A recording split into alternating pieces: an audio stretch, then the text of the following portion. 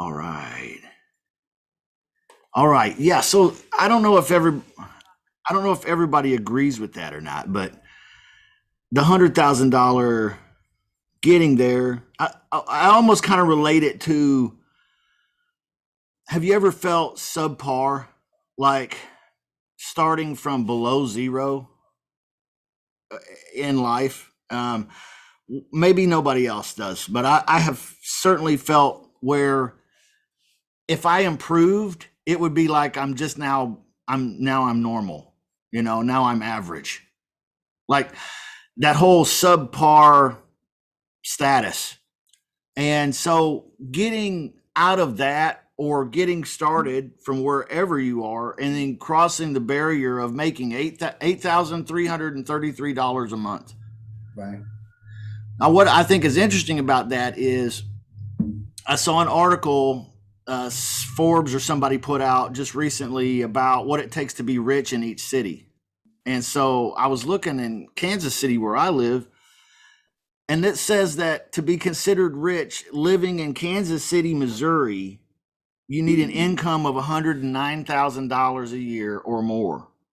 Because that will put you in the nicer neighborhoods and in the, in the nicer grocery stores, and you'll have, more income than 97% of the population here. Wow. Okay. So you at $109,000. You made Okay. it. Say what? Is that at $109,000 you made it? Plus a barbecue smoker Yeah. where you're not rich there. Well, I realize that it's totally different in other cities. Right. I get it. But at least here in the Midwest, $100,000 is, can we say, life-changing, status-changing? Like talking about going from subpar to rich. What if your neighbors looked at you like, oh, well, that guy must be rich. He's always out in the front yard, hitting plastic golf balls when I leave for work. And then he's out shooting basketball when I come home from work. Mm-hmm. And you're doing it on $110,000 a year. That's rich. Okay. That's mind blowing to me. But what it says to me is that getting to that, having that steady money of $8,333 a month is life-changing for most people in the middle section of the country. Now, probably not so much in the West Coast and East Coast, so on and so forth, but for most people. So I think because of that, and I think just because of how we are as humans, getting to that $100,000 mindset is a challenge. I think it maybe requires the most change. Sure. That's the first, the first glass ceiling is the hardest to break through, kind of thing. Yeah, that's a good statement. So I wanted to kind of start out kick off a series today of Mondays. We'll do a few Mondays talking about a deeper look at the mindset of a six-figure earner, wholesaler. Yesterday we had an interview with Student of the Year here in the club. She's a six-figure earner. Incredible. And if you listen to that interview, she tells you about her mindset journey and how it was filled with fear and doubt and like I don't know how I'm going to get through this roadblock. Lots of that's kind of shit going on. But she got there. So one of the most inspirational dudes I know when it comes to talking inspirational stuff, one of the best that I know is Mr. Nicholas Nick from Lead Mining Pros. And so I invited him to come here today to kind of get into it with us a little bit about mindset. Oh, yeah. Hey, everybody, why don't you turn your cameras on? I'm feeling all lonely in here without you. You know what I mean? Hey, LaShonda, congratulations on being Student of the Year. Jason, Coach Ed, you guys, yeah, so much. Man, my day just brightened up. I went from like a. Everybody just put their clothes on. Yeah. I just went from like a 3 to like a 10.5 on a scale of 1 to 10. You guys are beautiful. Okay. And Larry from Illinois down there. Hey, bud. good to see you too. Many your golf. Okay. So before I turn it over here to Nick from Lead Mining Pros, does anybody have anything they need to talk about or share? Any emergency type situations? I always do this just because you are really the most important piece in this entire machine. And if you've got an emergency deal or emergency role play or something that's cooking and you can't get that off your mind, let's handle that. Anybody with anything? It's good to see you. Did you guys see that interview with LaShonda yesterday? Awesome. Wow. Did y'all realize that she was that deep? Like we just see her in passing, you know what I mean? Like she's here, she asks a question, but we didn't, maybe we didn't spend any time talking to her, but man, she's deep. She's strong. So if you didn't catch that. But anyway, congratulations, LaShonda. Let me ring the golden cowbell for you again here today. Yeah. And let me put you on the spotlight here, and then show us that bell again real quick. Hey, man. Ring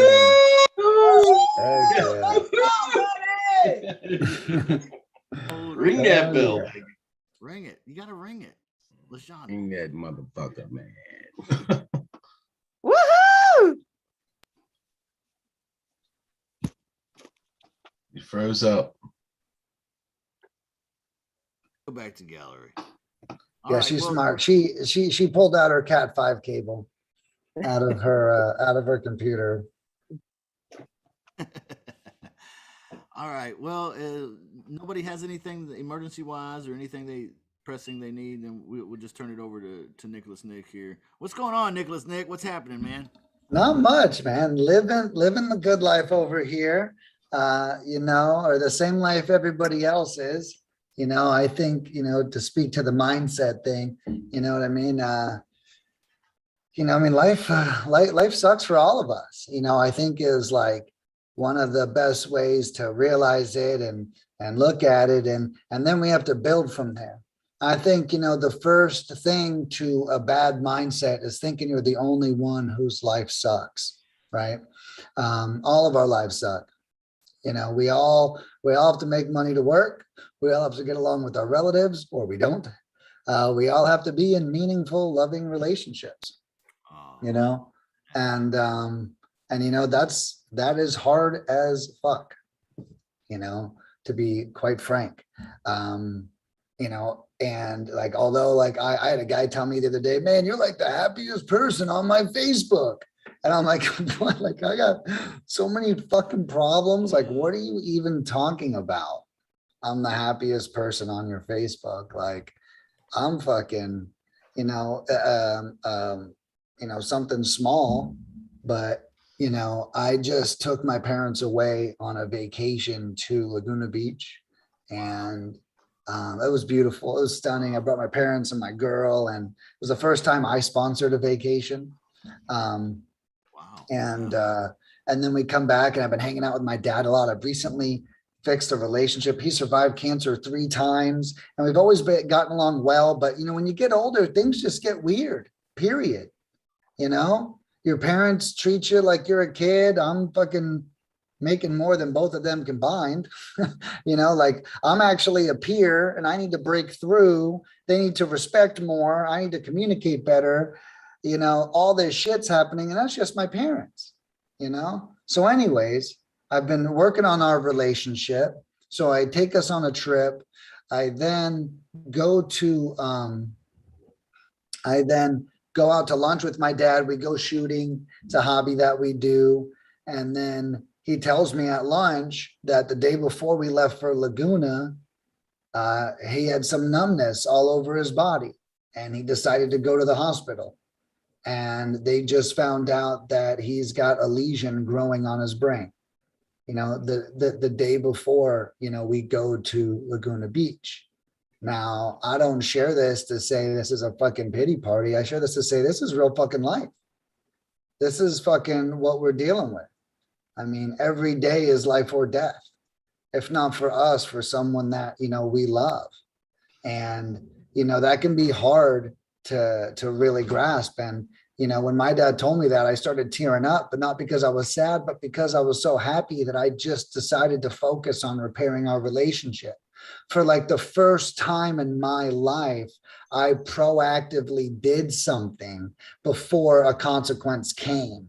I didn't find out my dad might be dying again and then decide to do something about it. I decided to do something about it. And because I'm so much closer with my father now, he felt that he could share this with me, even though it's very early in development, And so when I say that, like, all of our lives suck, what I mean is we get to choose how we look at it. And if we want to look at it like it sucks, we have every fucking excuse in the world, and we're right, and it does suck. And everyone around us can say, dude, that does suck. Wow, yeah, wow, man, that does suck. Then you start buying into it more. Then you start thinking life sucks. And the truth is, we have enough excuses to already prove that to ourselves. So, we don't even have to go there. What we should be doing all day long is proving to ourselves how beautiful and amazing life is. Since I heard this news from my dad, I feel like it serves me as a dose of reality. Look, Nick, this is why you made your parents a priority. This is exactly why, because that at 66, that this is coming in the next 20 years, most likely, and the best thing I can do is make sure that if we only get 3, that those 3 start like right now. And that time starts right now. So, I'm choosing to look at this as like the best thing that ever happened to me. I could be victimized by this news, or I could be affirmed by it. And that's the way I'm choosing to look at it. And, and so when I reroute back to I'm the happiest person on Facebook, that's the comment my friend made. It's because I'm actually taking all of this shit and I'm fucking building a mountain of gold with it. And I'm actually transmuting it into better information, into more positive aspects. Using it as your tackling fuel. Right. Like in the movie Waterboy. It's your tackling fuel. Exactly, and that's really everything. So, to go back and speak directly to that first 100,000, I was 32 years old before I ever had more than $5,000 in the bank. And I was a restaurant manager for 13 years, and my peak, it was $65,000 a year to work 70 hours a week. Then after that, I was an executive for 3 years, and my peak there was $70,000 a year. So when you talk about that first 100,000, it's out of reach in a couple of ways, right? Career-wise, like my boss is like I've 13 years of hard fucking work, and I'm only at 70 G's. Yeah. Fuck, dude, I got to go an extra 50% if you do that math. Mm-hmm. I got to go an extra 50% before I hit 100 G's. So there's a lot of what we do is we imprint that worth onto our brains. And when I was a restaurant manager, I was worth $65,000. Right. I thought I was worth $65,000. So if you were to ask me, I wanted to be worth $100,000. I wanted to be there. I wanted to get there, but I felt like I almost had a price tag hanging around my neck of value, Yeah. And I see how it can be hard for people to start thinking that now all of a sudden they've got 100,000, 200,000. And the most depressing thing about making $100,000 is, as soon as you do, you're like, God, this is not any money at all either. Yeah. It kind of hits you. You kind of realize that you're like, oh, this is dope. And then you realize, because when you start making $100,000, you get into bigger circles. And then when you're in the bigger circle, you're like, oh, fuck, I'm like a freshman in high school right now at 100,000. And you feel like you're actually a senior. because you work so hard to get to the 100, but now you're actually just the freshman again. Totally. Yeah, that's totally true. I feel like too, when you're on the starting block and maybe you feel like you're starting behind everyone else or maybe even with everyone else, but nevertheless, usually I feel like what drives people to do their to break that glass ceiling of the six figures the first time ever in their whole lives, make $100,000 doing something. Okay, maybe they've got a real estate wholesaling plan, or maybe it's another industry, whatever it is. They've got a plan. They want to make 100,000. The driving force for that a lot is the pain and the disgust with where they are and how life is now. You know, at zero. This is so fucking. I will do whatever I need to do to break through into this new level. So there's a lot of, the two drivers, the pain and the pleasure, Yeah. and I feel like on this particular adventure of going from 0 to 100 is a lot of pain motivator. But once you get to the 100, with no reward, really, there's no promise of reward. There's no endorphins in your brain kicking off because you know what it's like to have 100K or do 100K in a year. You've never done it before, so there's no reward system built biologically in your brain. But there's definitely a pain sensation of staying where I'm at.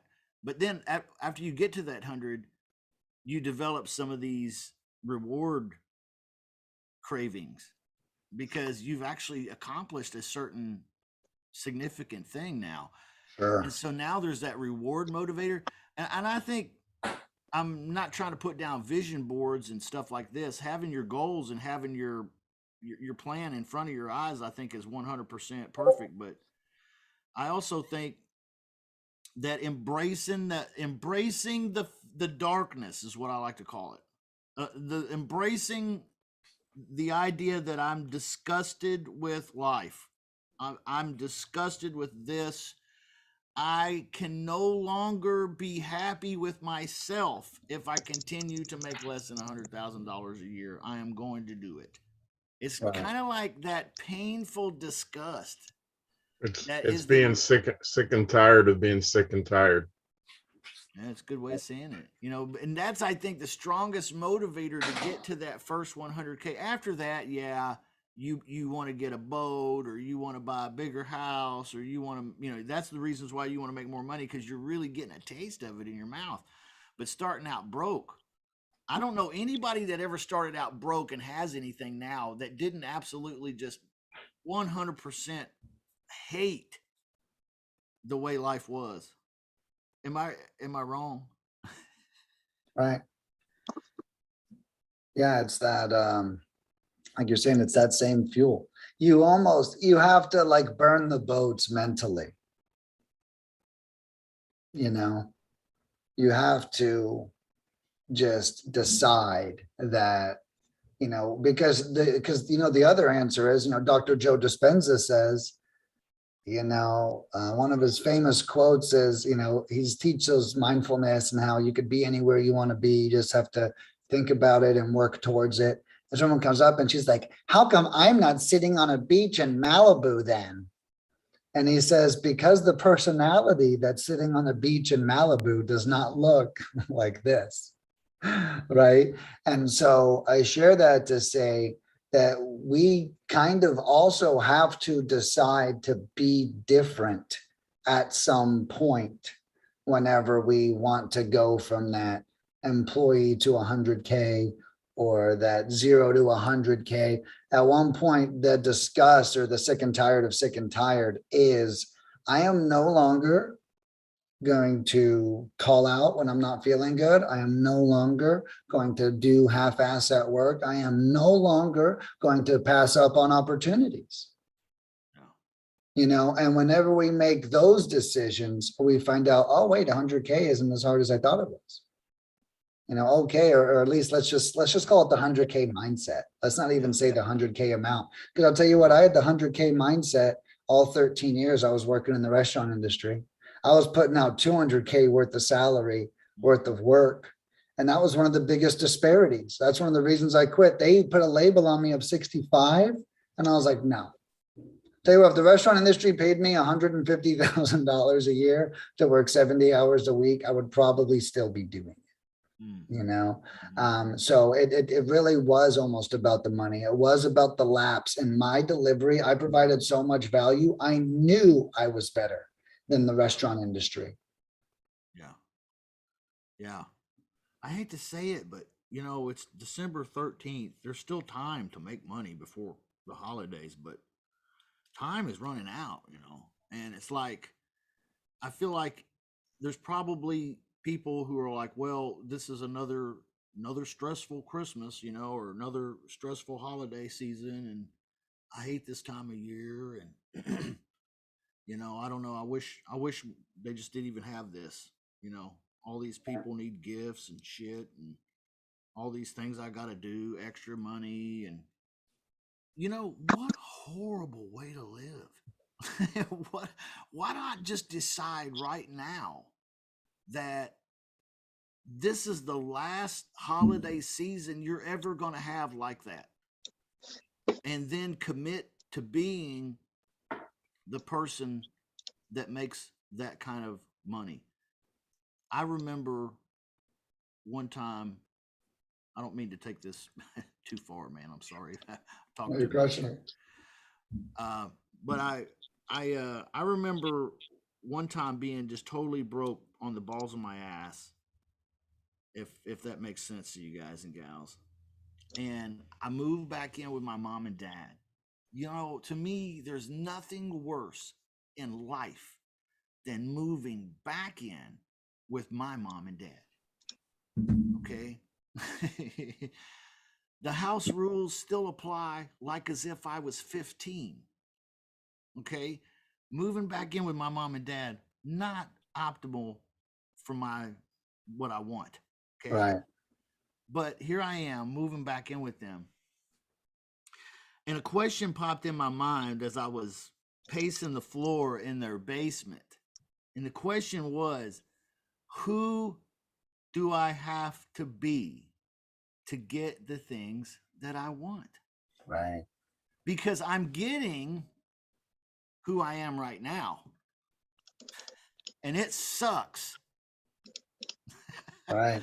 Right? So I need to pinpoint some things about my personality and about my habit and my day-to-day to change, because if I don't, I'm going to continue to get the same results. And right now, those results are living in my mom and dad's basement. Right. Shitty. I hated every moment of it. And I was there for probably a couple weeks. But, I think that is a great question. Who do you have to be in order to do the things you want? Right. I don't know that it's clear in your mind. Yeah, I used to say, or I do say, if you had the solutions to your problems, you wouldn't have the problems, right? We sometimes get addicted to like thinking that we've got it. No offense, but in some cases, you wouldn't be in the spot if you had it. And the change also isn't a snap of a finger. Sometimes it's setting boundaries. Sometimes it's communicating clearly. Yeah. For example, you talked about Christmas being stressful. I would say, there's two mindset changes that person has to be in. Number one, it sounds like they need to communicate clearer with their loved ones in their life and go, guys, I'm not giving out gifts anymore. This shit's stressing me the fuck out. And so there are multiple changes that you'll find out that you need to make. It's not always I'm going to work harder, I'm going to do better. Right. You can become the best employee and everyone hates working with you because you're such an asshole, because you decided to be the rough and tough employee who's going to steamroll everyone. You're still going to get it all done. You're still going to bring super huge profits to the company. but you're going to be hated by every other person on the team. And then you're still not ready, you know? And so, you know, we attack this thing full circle, you know? We don't just want to start eating higher quality food. We want to start working out too. We don't just want to, you know, Stephen Covey says, when you pick up one side of the stick, you also pick up the other. So whenever we decide that $100,000 a year is our goal, or that's what we're going after, we want to make sure that we are breaking through and we're owning who that is work ethically and emotionally. We have to be that person on both levels. That's huge. That's huge. I think I heard somebody say that entrepreneurs work on their business, but mostly they work on themselves. It's all about personal growth. Yeah. You know, personal, emotional growth. That's a big part of it too, right? I'm Yeah. glad you said that, dude. You know, I had a friend the other day, I was talking to him and he's like, man, I can't believe how self-aware you are. And I remember I said to him, I was like, dude, like I understand that that's a compliment and I respect that. But like, what the fuck else do I have to think about all day long other than my own actions and my own behaviors? I mean, I don't know what everyone else fucking thinks about, but all I do is think about myself, you know, and not in a way that's always super uplifting. Sometimes it's like, okay, this is matter of fact.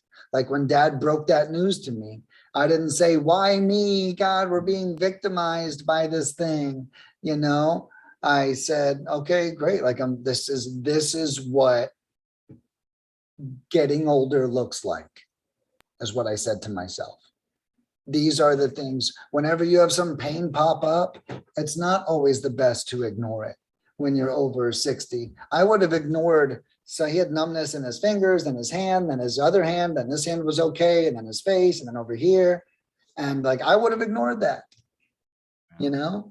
And because he took action and he went, at least they found it. Like I said, there's a bunch of ways for us to look at it and perceive these things. And I recently watched, it was an Oprah interview with this amazing spiritual leader. And he talks about a lot of people aren't ready for whatever they may stumble into. They're not actually who they need to be spiritually or emotionally. When I say spiritually, I don't mean your religious affiliations.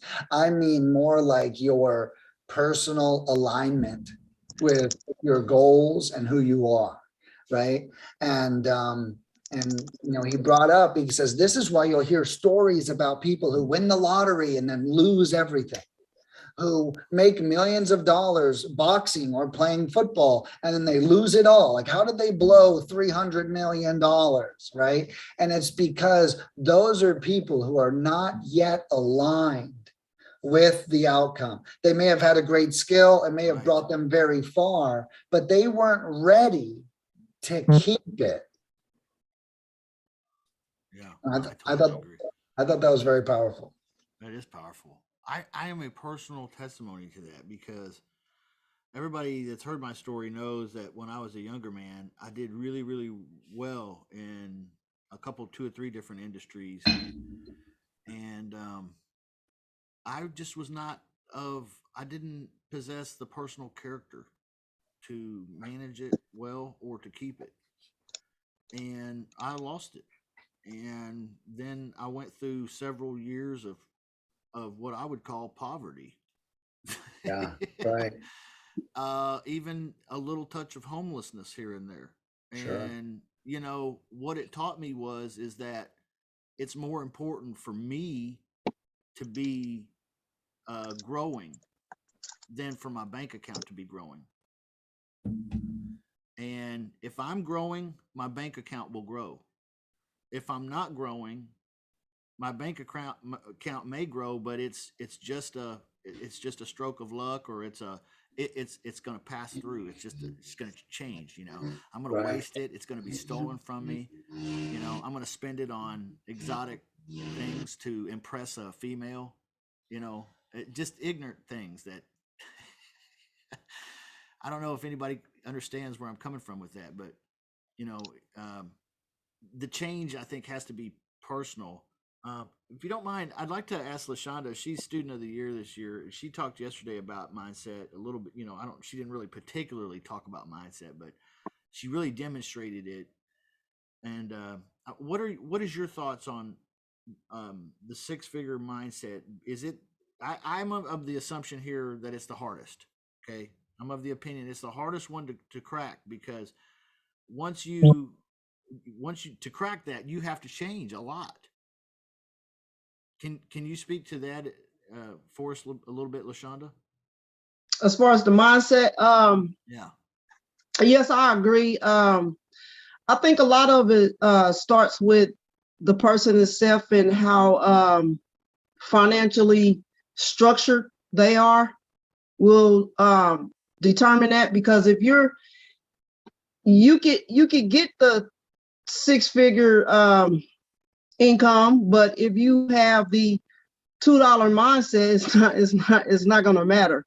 It's not gonna matter. So me personally, I feel like what you guys are saying, you have to dig within yourself, see where you at, and work on yourself personally before you can dive off into that thought process. Because if you're not structured within yourself and within your mind and within where you're going and your finances and stuff like that, that's not gonna matter. You can make $1 million like what we were just talking about, and you'll sink real quick, because your mind is not even conditioned to think outside the $5 brain that you have. I hate to say it, but I 100% agree with you. I think maybe even some folks need to thank God that they haven't cracked the code and made any real money yet, because they'd be getting divorced. They'd have 3 mistresses and a gambling problem, and they need to change. Right. Oh, and they need to grow personally so that the money becomes a side effect of who they are, rather than I got this great idea and boom, look at me now, Right. Yeah, they won't be ready. And that's why you find rich people with poor habits, right? Mm. Well, they say the rich live poor and the poor live rich, and I find it to be very true. And it all boils down to your upbringing, how how your parents taught you about money and finances and things like that. Some people didn't get that at all, and I didn't come from that type of background, so my journey is probably a little bit different from a lot of other people. Like the household that I grew up in, I lived under structure everything, including finances, at a very, very, very, very young age. Like I'm like 10. I can't even go outside until my room is clean, the chores are done, and at the end of the week, you got an allowance. I never even hear people talk about allowances and things like that in today's time. I mean, it probably do exist. I mean, I don't know, but and so as time go on, when you become an adult, you adapt those type of behaviors, and it prepares you for this world out here where you're dealing with money. So if you're not mentally sound within that space, it's not gonna even matter. Period. That's just my opinion. It's not gonna matter. I sent you a message. If you haven't checked, I don't know. Okay. You talking to me? Yeah. Okay, I'll check. Thank you. In the chat. Okay. Personal chat. Okay. So yeah, I see a lot of people out here that's doing the real estate, and I'm new to the space as far as the financial part of it and all that, because with me going over to 6 figures, that's the first time I've done that. Other than working, my job, I don't make 6 figures. So this is a new space for me. However, I feel like I blend right in because I'm very disciplined. Like I didn't take my first check and went and bought a freaking diamond necklace or anything crazy like that. So I think that makes a big difference. Yeah, sure.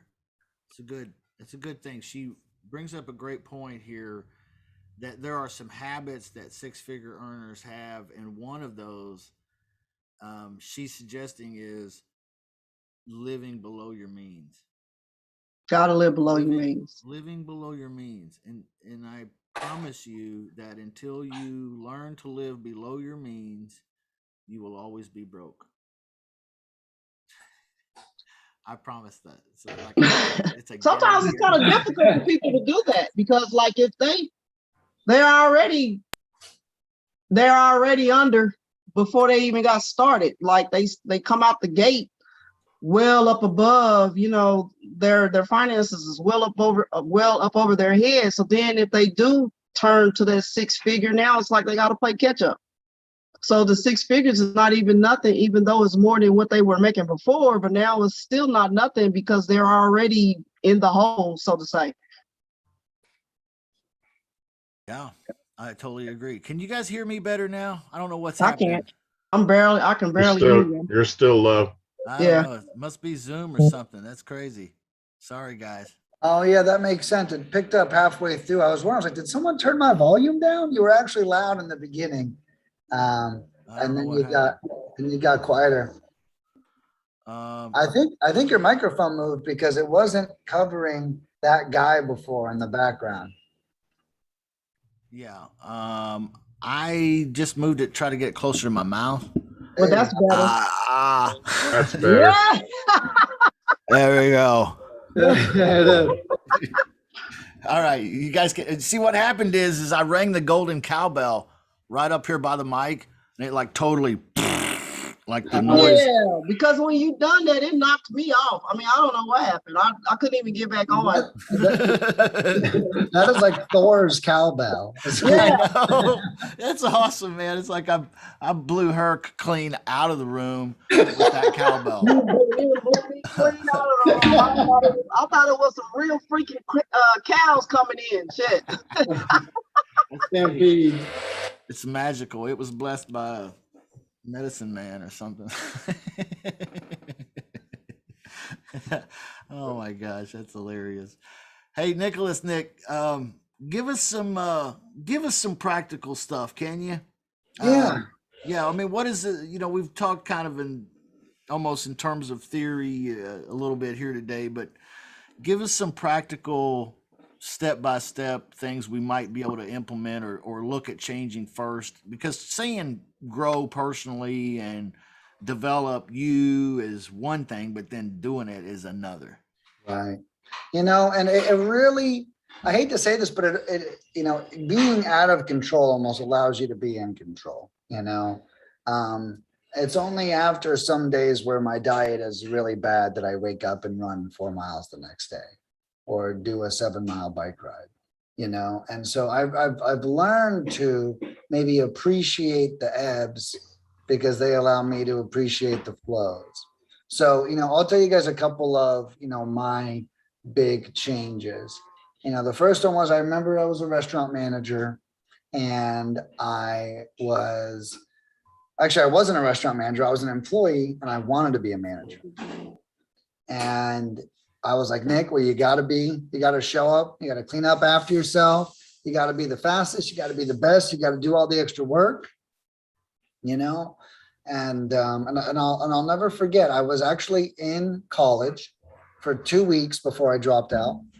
And I'm sitting in there and I'm like, this place is not for me. You know, these fucking nerds, you know, I'm not going to fucking sit here with these guys. And I decided to quit college, but I literally told myself, I'm sitting in that college desk and I'm like, Nick, if you quit this, you got to be the best in the world at whatever it is you do. If you're going to sweep floors, you be the best damn floor sweeper. You're going to make a shitload of money sweeping floors. You want to clean toilets? Be the best damn toilet cleaner and you're going to crush it. I literally told this to myself, verbatim. I did the same thing, man. That's so freaky. I literally said, I want to be the best damn bartender in this entire county. Right. And you know, and it's like when I quit college, that was me burning the boats. that was me taking it a step further and being like, you know what? I'm going to fucking do this. And I went to work. Now I'm an employee and I was calling it New Nick. So I was calling it. Got to be New Nick. Old Nick ain't going to cut it. New Nick's going to cut it. And I'll never forget, like 2 days into being New Nick, I'm in the walk-in cooler and I'm mopping the floor and the mop bucket falls over. And I'm like, Yeah. you got to be kidding me. And I literally go to walk out the door and I'm like, no, New Nick is here. Like, get your ass in there, clean up this mess, and be the new you.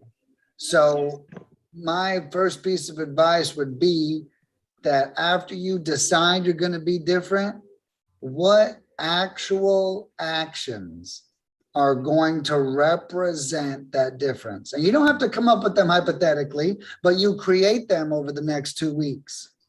You look at an email that you wouldn't have replied to and you fucking reply to it. You look at an opportunity that you wouldn't have said yes to and you say yes to it. And then you start to own the new you. You can't just say I'm being a new me and then act like old me. That's cheating. Okay. You have to really be the new you. That's great. So that was, one of the biggest, turn the tables moments I feel like I did. And then I became a restaurant manager. And then I was the best restaurant manager. I had systems that allowed employees to feel respected and fair. And, just in considering you were a bartender, having a manager that respected you and had fair policy for everybody was the rarest thing. And even though I was just fair, people literally flocked to me and my leadership because they knew they were going to be taken care of. And you know what? Nothing was fair in the restaurant industry. Okay. Everything sucks. You were the cool manager. Right. And, and I was a hard ass. I used to do my job. Here's one thing I did, Justin. I would go around and do my job. And part of my job was reminding them to do their job. Right. And then I would remind them, look, I'm doing my job right now too. My job is to be available to you, to be here, to support you. I was like, I'm doing those things. And I just like to remind people like, hey, I'm asking you to show up and I'm showing up, and instead of like being condescending about it or passive aggressive, they may not have picked up on that. Maybe they're too busy trying to get drunk after work, but I would actually give them examples of, how I would show up for them. And then allow that to motivate them. But, really deciding that, we're going to be different. You'd be surprised how quick the results come when you make that decision. I 100% agree. I had the same experience. Like I was saying, I made that decision to be a person of excellence with what little I had to work with today, whatever that was. And for me, it was being a bartender, daydreaming about real estate. But I didn't have time for real estate. I didn't have money for real estate. Didn't have none of that anyway. And I was like, you know what? I'm going to be the best damn bartender I can be. Because I want to show the universe, God, whatever, that I can be trusted to do whatever it is that I'm purposed here to do with excellence. I just want to be an excellent son of a bitch. That's it. And I want to see if that really gets me somewhere in life. I promise you guys have heard this story before. 2 weeks later, and I'm being the best damn bartender I can be during those 2 weeks. This guy walks in, sits at the bar, tips me $1,000 and says, come across the street. I want you to work for me. I'm an investment banker. That was totally the entrance I needed back into real estate, man. Wow. It was 2 weeks of being an excellent son of a bitch. Yeah. And I mean, I was clean, I was polished, on time, alert, focused, pleasant, smile, happy. 2 weeks.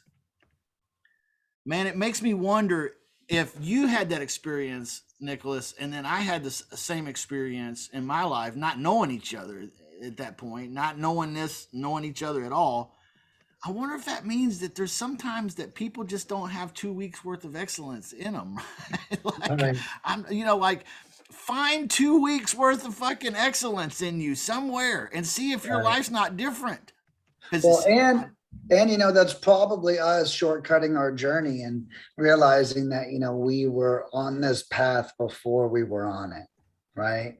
And we just made the decision just in time to you know, receive it. I remember one of my managers said, Nick, you really make a lot of good decisions. Why do you think so-and-so is making so many bad decisions? It was another manager, a peer of mine. And I said, well, you know, he makes a lot of bad decisions and then it spirals out of control. Another bad decision. No one trusts it. He makes another decision. No one believes in it. No one cares about it. No one trusts it. Even if it was a good decision, it comes out as bad. And I was like, I'm the opposite. I'm making one good decision and one other. And it's just like you were saying, the momentum and affirmation you receive from the universe is quicker than you could imagine. And I used to tell employees, you know, people think being lazy is the easy way out. And being lazy is the hard way out. Working hard actually allows me to be much lazier. Right. Because I know the job is done. I know it's done right. I know it's thorough. Now when I'm off, I'm like, but when I'm lazy, I'm like, fuck, are they going to find out? Shit, I swept that under the carpet. Are they going to find it? Oh, I stole the money. Oh, I show up for work late. Like, you know, it's, you know, it ends up being a lot harder. You know, we think we're taking it easy and it's actually the hard road. Yeah.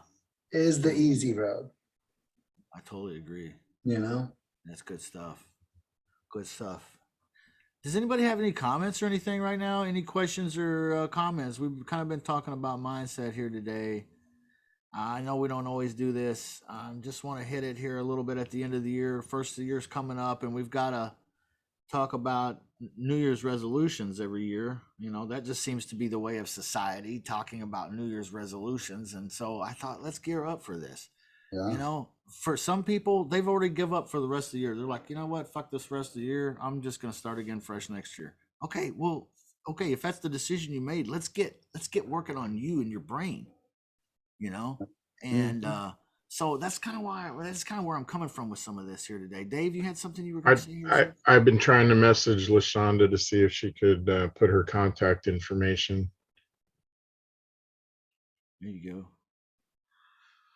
Well, anybody else with a thought on mindset and growing personally and developing personally?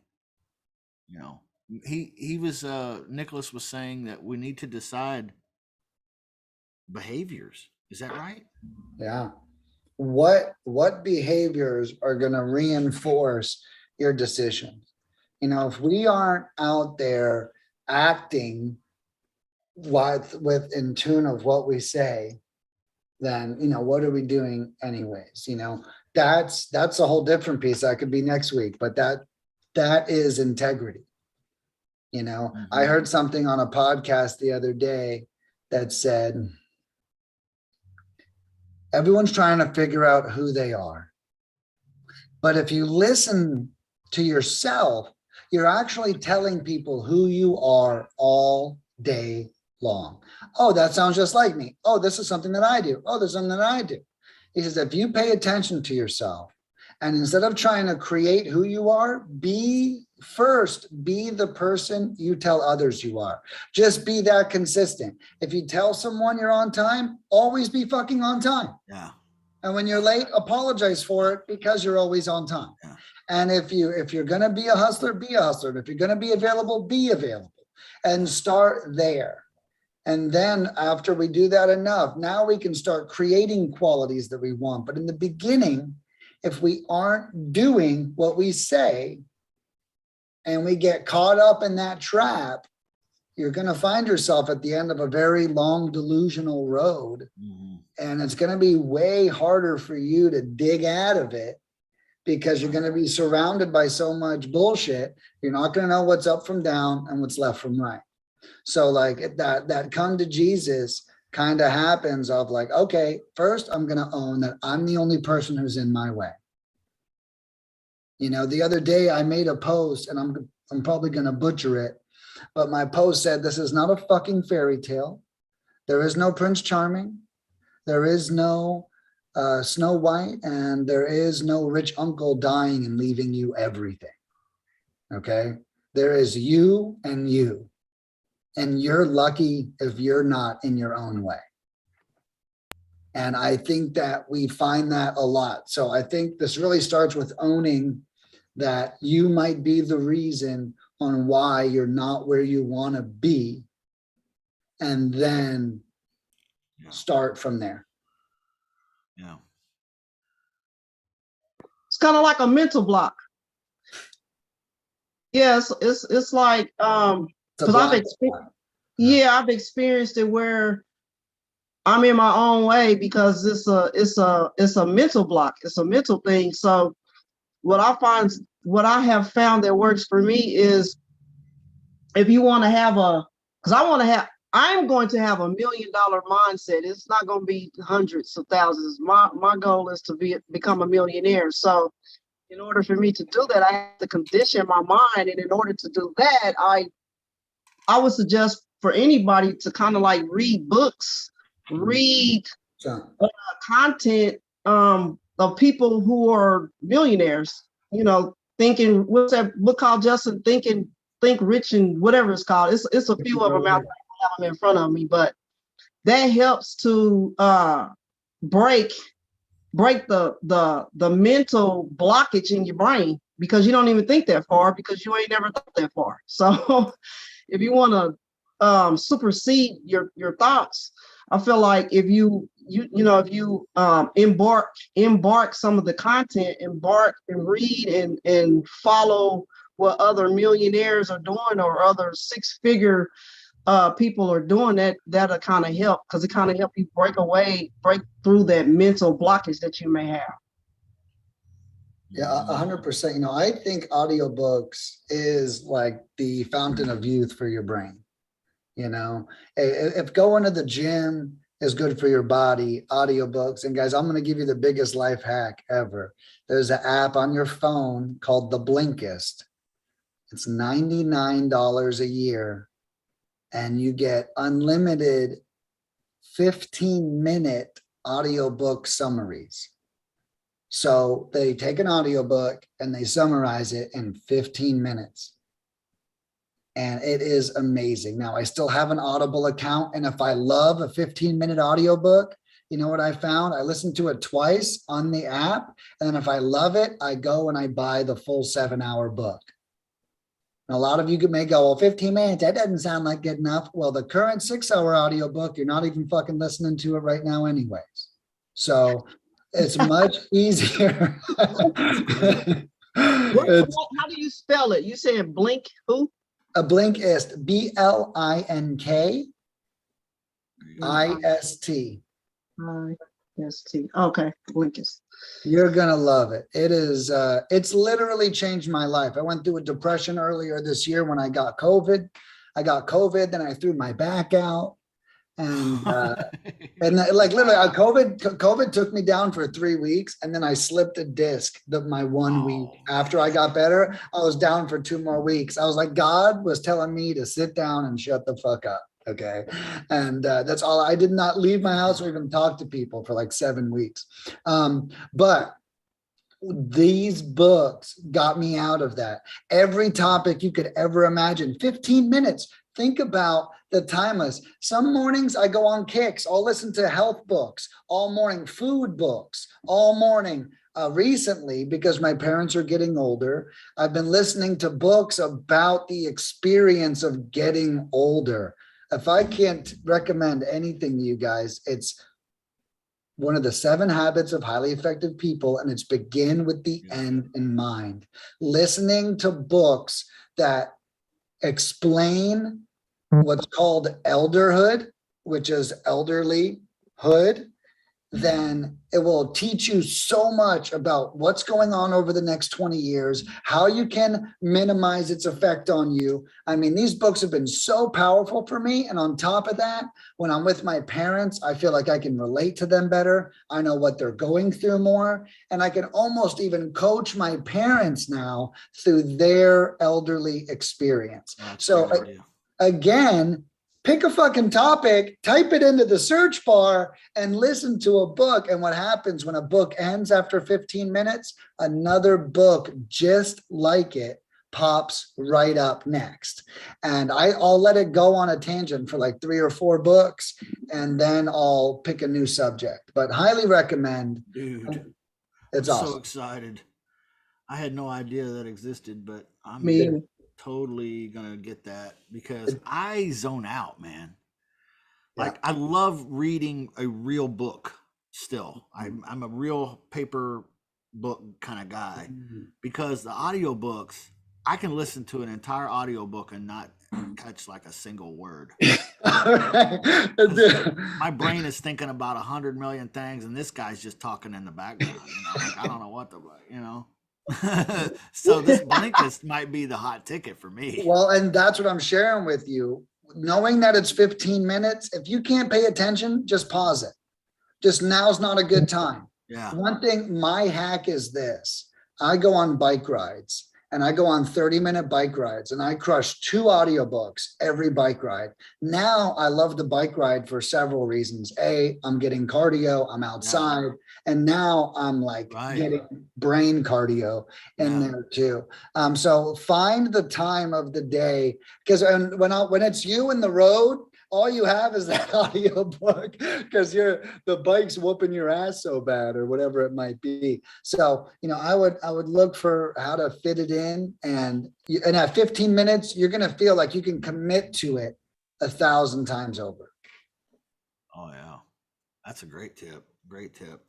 Pick some behaviors and recap. Pick some behaviors that are the behaviors of the person that's already doing what you want to do, or that's making the kind of money that you want. Imitate that person if you can't come up with something that's your own. Like what kind of behavior you should adopt into your life, but you have to parent yourself enough to make this behavior happen. And I think we all can probably pinpoint something in our lives. Hey, this is a behavior that really needs to change if I'm going to be that person. And you know what? Let me just add this too. Don't make it a change for your wife. Don't make it a change for your kids. Okay? Make it a change that happens to you in your office with the door shut. Yeah. And then let them continue to live their lives and see, oh, well, daddy's made a change. Hubby's he's changed. Something's different here. Oh, I like this. Ooh, he's more manly now than I've ever seen him. Or whatever the story may be. Or maybe it's even, hey, I'm not into a guy that wants to work a job and then try to do something on the side. I need 100% of his time, so I'm out. Okay, you know what? If that's a behavior change that you need to make and you wanted to do it and that's what resulted, who cares? Okay, the behavior change is all up to you, and it's not don't make it affect these people. Just make it happen for you. Okay, that's to me, that's huge advice, because I have made changes and thought that it affected everyone in my house. And all it did was make them resent me more. Okay, because I am now trying to make them be what I picture that I'm failing at myself. This is ridiculous. No. Just be who you need to be. All right. I hope that makes sense and I didn't lose everybody on that. But no, I think it's powerful, and it sounds like you're speaking as a father. And I think we can all really relate to that, whether we want to or not. The more we try to control something, the worse it ends up. And there is a big, and this is where things get confusing, right? Because you have to control and let go simultaneously. You have to know what to control and you have to know what to let go of. Yeah. And I think there's a great sentence for it. Stephen Covey, again, 7 Habits of Highly Effective People, says, with people, you cannot think efficient. You have to think effective. Right? Very often with people, we want to say, you're going to do it and you're going to do it right now. Well, that's like you trying to be efficient, as to where effective is, hey, do you know what you did wrong? Do you know why that is wrong? Right. And do you know why you know, we don't want that to happen again. You know, now that's effective, right? So, you know, and that's kind of, you know, it sounds like, you know, the issue you were kind of speaking to, it's like, we got to make sure that we are handling it right. We can't just control and strong arm. And like I said, you might accidentally become that miserable person to work with who gets amazing results if you don't balance while you grow. Mm-hmm. Yeah. Yeah, definitely. So keep your New Year's resolutions, but convert those to behavior changes. What are some behavior changes for you? Because that's really what's going to make that resolution succeed. That's what's going to make next year different than this year. Is you were different. You did different things. You said things differently. You thought about them differently. You participated in your life differently. So write some of that stuff down, y'all. This is the last of the year. Get out your Trello board. I promise you, my Trello board, you guys know what I'm talking about. Trello, if you're here in my club, you know what I mean. It's got goals for next year on it already. I'm refining them. I'm thinking about them. I'm putting down here now. Here's what the plan would be if I wanted to accomplish that. What is a Trello board? Where do you have a? Can you hold it up? Trello.com. Trello. It's a free app. It's just it's a day timer, kind of. It's a lot of things if you want it to be. But yeah, so I've got that written down, and then I've got it converted down into what it would mean for me day to day, like behavior wise. That's how it all works. Right. I've reverse engineered my future to a daily activity, day in, day out. And if I do this every day, I'll be different by this time next year. You watch. You watch, and you know it's true because you see me different this year than I was last year. That shit didn't happen by accident. Okay, I worked really hard on that, but I had a plan all along, and I've changed behaviors. Okay, so you guys do and gals do the same thing. Write down some behaviors. Before I want Nicholas to talk a little bit about lead mining pros. It'd be a sin to not let him do that with all the great stuff he shares with us here today. But before that, has anybody got anything they want to talk about this mindset stuff real quick before we let him talk about lead mining pros and then wrap up? Anything? I don't, you know, I like to open the floor here. I don't want you to, everybody's heart and mind clear. Oh yeah. Okay. All right. Hopefully something was said today that'll kind of spur you on a little bit, you know, and those behavior changes, that's the thing, man. You know, and you're never going to arrive too. I'll just say that. Never going to arrive. You're always going to have to change something else until you're dead. Okay. Yeah, no, it's you know, it's true. I remember, you know, when I turned 32, I cleaned up all the mistakes I made in my 20s. And that felt natural. I was in my 20s.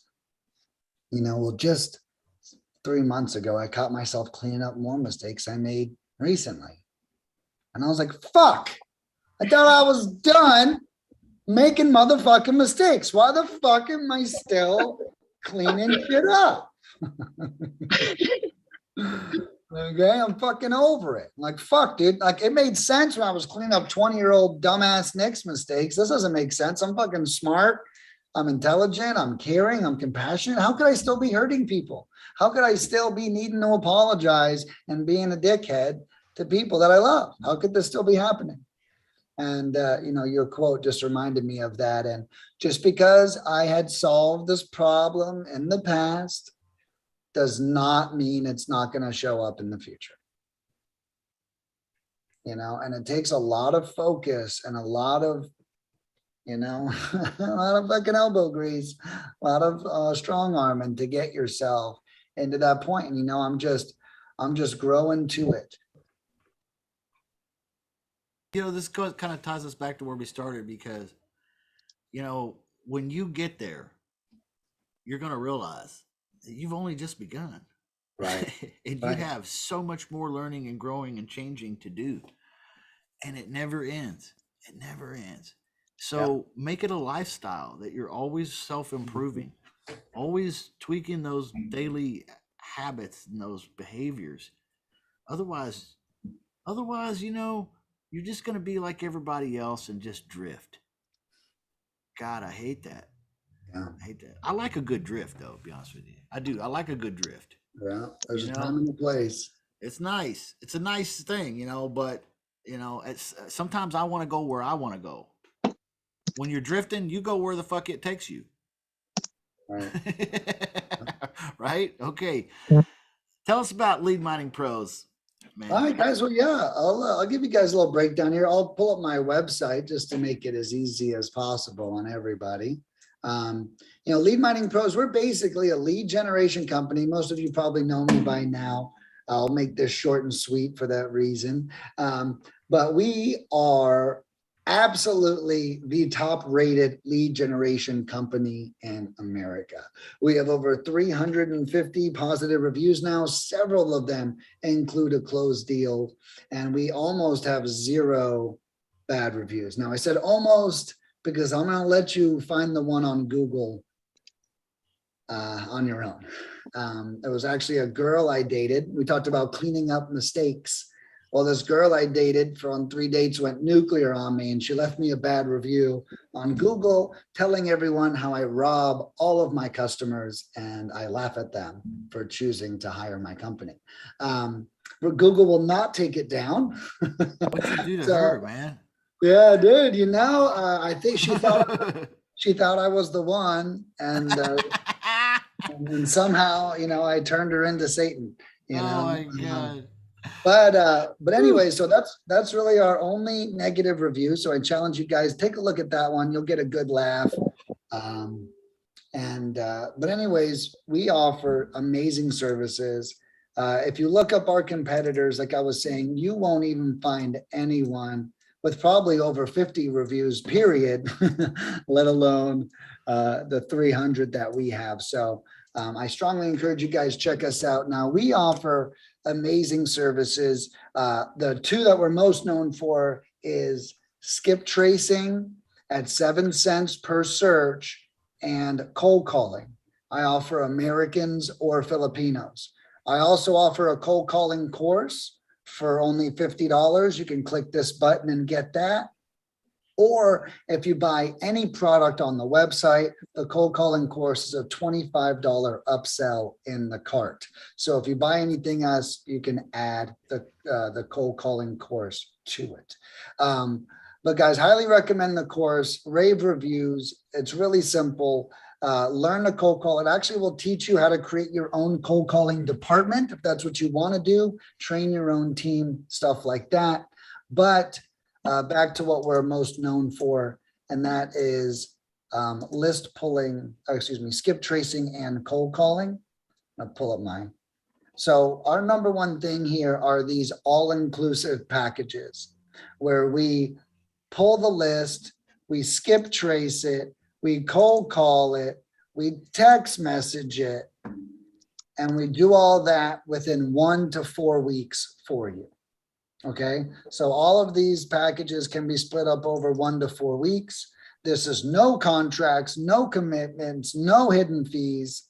And I don't advertise this, but I have a no lead guarantee, which means if you use any of these services and you get 0 leads or are completely upset about the result, reach out to me. I'll run an analysis on your campaign. We'll make any changes we need to make. And then worst case, I give you a package the same size or half the size for free. Okay.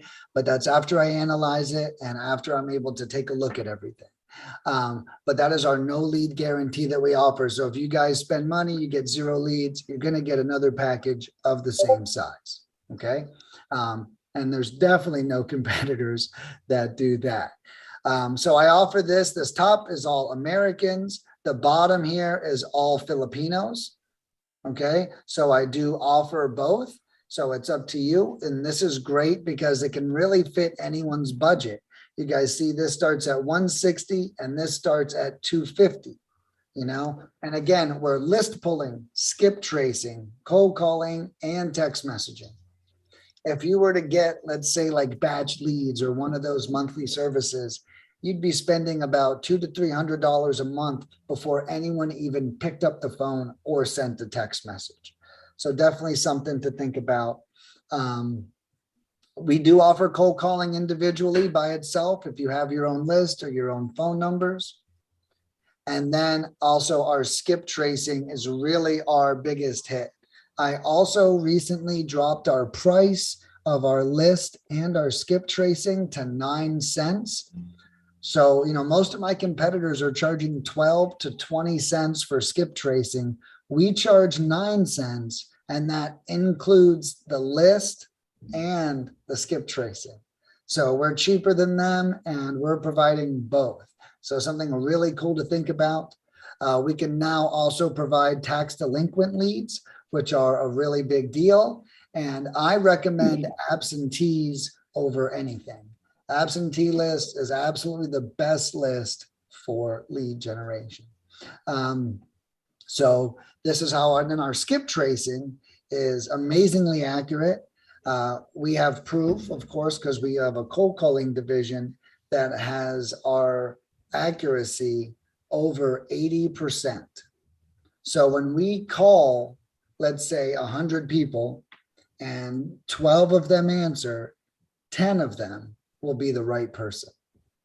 And that is pretty amazing. So that's one of our things about our skip tracing, and it's incredibly cheap. Our last stop is bulk skip tracing. Our skip tracing gets even cheaper with larger orders. So we offer 5,000 skips. The price goes down to 6 cents. This is basically 14% off. And then 10,000 goes down to 5.5 cents. And that is 20% off.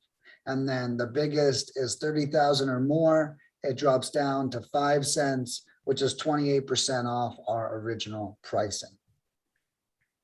So definitely check us out. Put us to the test if you guys have a skip trace list, or if you're going to try cold calling. We're definitely going to be a better start than paying for Mojo Dialer, hiring a virtual assistant, finding someone to skip trace it. You can just hire us, test the list, see if you like it.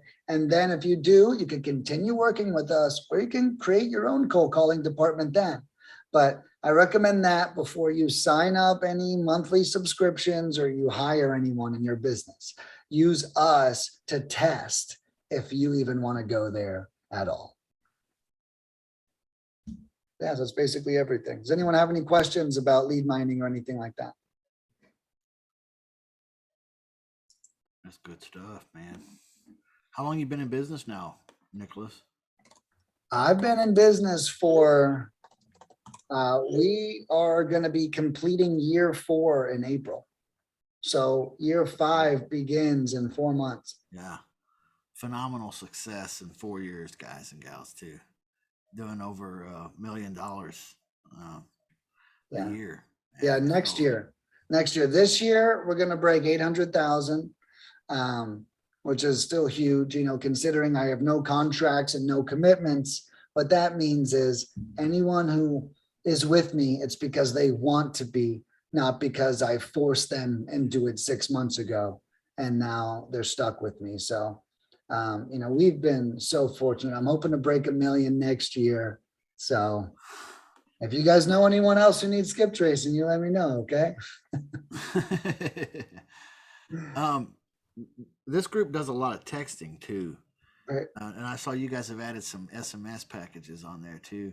Yeah. So that's something that folks may consider. I know there's people that have jobs that are super busy and need somebody to help do some of this texting stuff. And you guys do that now, right?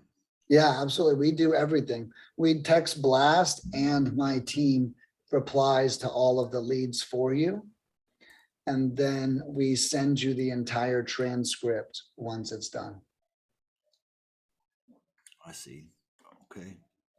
Leadminingpros.com, everybody. Leadminingpros.com. Check that out. And is there any questions or anything for Nicholas Nick? Nothing yet? Awesome. No one? Okay. All right. Well, then I guess I need to announce that tonight there's no deal laboratory. Coach Steve had, we normally do creative finance deal laboratory on Monday nights, but he is actually having a family emergency of some kind today. Not sure of the details, everybody. I don't think it's him. It must be a relative, and he's in travel to go see about that, it sounds like. So anyways, say a prayer for Coach Steve and his family, but no Deal Laboratory tonight. All right, so we'll see you guys and gals here again tomorrow. Coach Victor, and we're thinking about doing some interesting things here with the accountability team. So if you guys are, we're always thinking of something here, trying to spice it up, make it more fun being successful. Nick, God bless you, man. Love you so much around here. You're such a great guy. You're the real deal, man. We love you for it. So thank you, Justin. Appreciate you having me on anytime, dude. I'd love to come. All right, man. I'll get you a copy of this if you want it. Absolutely. Yeah, I'll chop it up for us. All right, buddy. That sounds great. All right, everybody. I'll see you later. Is it nothing else before we go? Okay. All right. You guys get something out of this today? Yep. A little different. Okay. All right. Love you guys. Stay blessed. Stay happy. Make a behavior change. All right. Justin. Figure it out. Write them down. All right. Bye-bye.